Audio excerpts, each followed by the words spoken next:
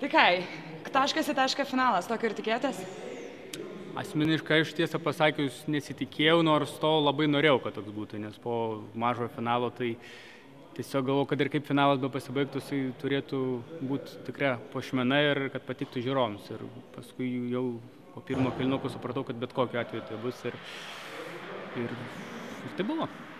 Ką įvardintumėte didžiausiai šio sezono nustebimais, staigmenomis? Nebūsiu originalus ir pasakysiu, kad tai buvo ta pati Wolfas Engelman ir oro navigacijos komandos. Tai visų pirma, Engelmanas prieš tai keli sezonus buvo tikrai žemose pozicijose, šiemet ir tiek reguliariam labai stabiliai žaidė, tiek atkrintamosiuose parodė savo charakterį ir parodė, kad jie pelnytai žaidė šitam finale, nors mažai kas netgi iš ekspertų šito tikėjosi. Navigacija savo ruožtų pirmam rate laimėjo 4 rungtynes ir prieš pačias jų silpniausias komandas.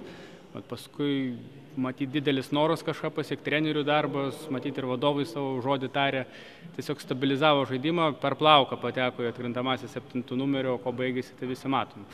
Apskritai tai man labai smagu dėl navigacijos, nes tai yra viena seniausių mūsų lygos komandų. A lygui žaidė, jeigu neklystu, apie 10-metį ir kad šiaip ar taip, nežinau, aš tikiuosi, kad nevainikuos to klubo istorijos šitas auksas, bet šiaip ar taip šito aukso pačiam klubui tikrai labai reikėjo ir, manau, patiems krepšininkams tikrai.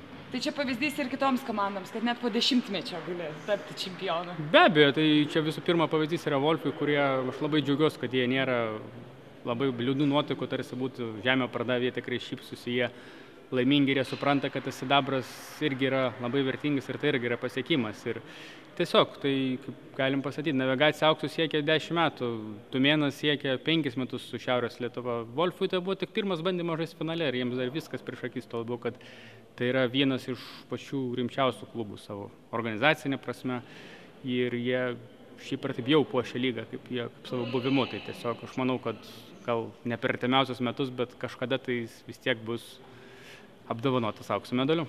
Kaip manai, kas bus kitą sezoną? Kas kovos dėl ko?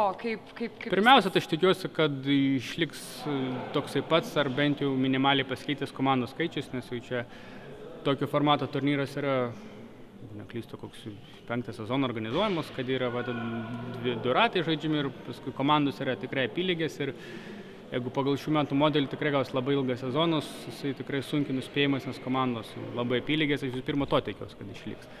O kas kovos dėl čempionų vardo,